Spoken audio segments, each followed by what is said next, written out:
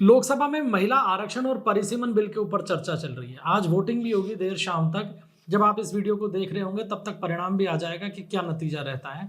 लेकिन इस दौरान एक जो चर्चा है वो दब गई है, वो ये है कि 2026 के बाद लोकसभा की सूरत तो बदलने वाली है, लेकिन क्या इस सूरत बदलने के बाद में भारत का जो ऊपरी सदन है संसद का यानी राज्यसभा है, वो क्या एक शोपीस बनकर रह जाएगी? इस पे चर्चा करेंगे आज, क्योंकि ये बहुत महत्वपूर्ण मुद्दा है जिसके ऊपर कोई अभी तक बात भी नहीं कर पा रहा, क्योंकि सारी की सारी जो चर्चा है वो उलझी हुई है दक्षिण भारत और उत्तर भारत में परिसीमन के बाद में लोकसभा सीटों का आंकड़ा क्या होगा।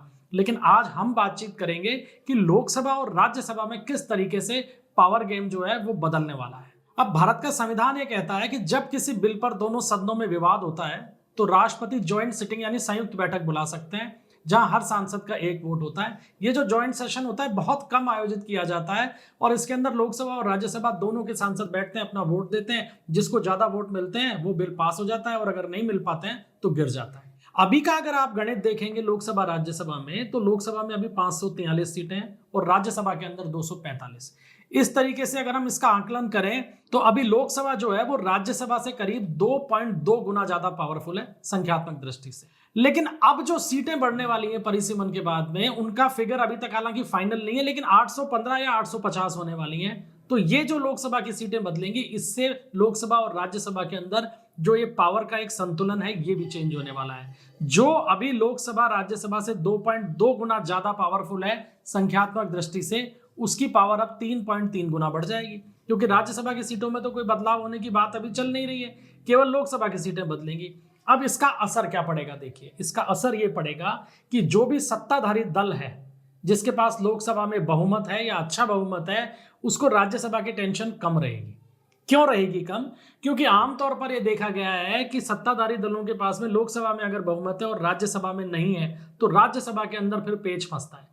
पेच कैसे फंसता है कि राज्यसभा के अंदर विपक्षी दल जो है वो खिलाफ हो जाते हैं और सरकार जो बिल पास कराना चाहती है वो हो नहीं पाता। पिछले कुछ सालों के अंदर अगर अपन नजर डालें तो आप देखिए, एक तो लैंड एक्विजिशन अमेंडमेंट बिल आया था 2015 में, मोदी सरकार लाई थी, लेकिन हुआ क्या कि इस बिल को मोदी सरकार को वापस लेना पड़ा, पीछे हटना पड़ा, क्योंकि राज्यसभा में बहुत जबरदस्त विरोध हुआ और मोदी सरकार के पास में उस समय राज्यसभा में बहुमत नहीं था। इसके अलावा जीएसटी संविधान संशोधन बिल, ये भी राज्यसभा के अंदर लंबे समय तक अटका रहा। यूएपीए अमेंडमेंट बिल 2019, इसको पास कराने में भी सरकार को बहुत परेशानी का सामना करना पड़ा। और इससे पहले आप याद कीजिए 2002 में जब कोटा लागू किया था भारत के अंदर, अटल बिहारी वाजपेयी उस समय प्रधानमंत्री थे, तो उस बिल को भी पास कराने के लिए राज्यसभा में बहुमत नहीं था बीजेपी के पास में उस समय जो एनडीए सरकार थी। तो अंत में क्या हुआ कि ज्वाइंट सेशन बुलाना पड़ा लोकसभा और राज्यसभा का, और ज्वाइंट सेशन के अंदर इस बिल को पास कराया गया था और ये कानून बना।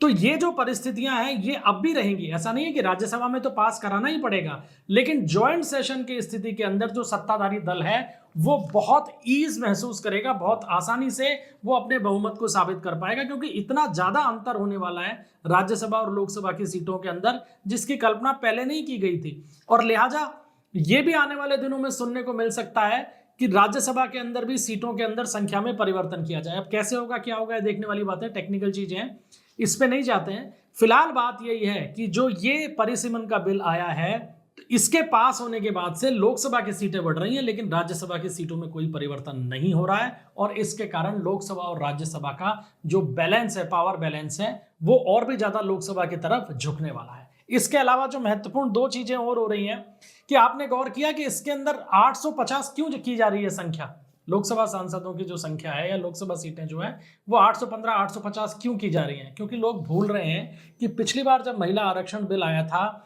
करीबन 15-20 साल पहले, उस समय इसका विरोध क्यों किया गया था? विरोध इस तर्क पे भी किया गया था कि 33% सीटें जो है वो महिलाओं को अगर दे देंगे तो पुरुष सांसद जो है उनकी सीटें तो कम हो जाएंगी, और इसके लिए कोई तैयार नहीं था। पुरुष सांसदों ने जबरदस्त विरोध किया था और इसका अब तरीका सरकार ने निकाल लिया कि इससे भी पीछा छूट जाए। इसके लिए किया क्या है कि 543 का अगर 33% के ऊपर अगर सरकार महिला आरक्षण लागू करती तो लगभग 181 सीटें महिलाओं को देनी पड़ती।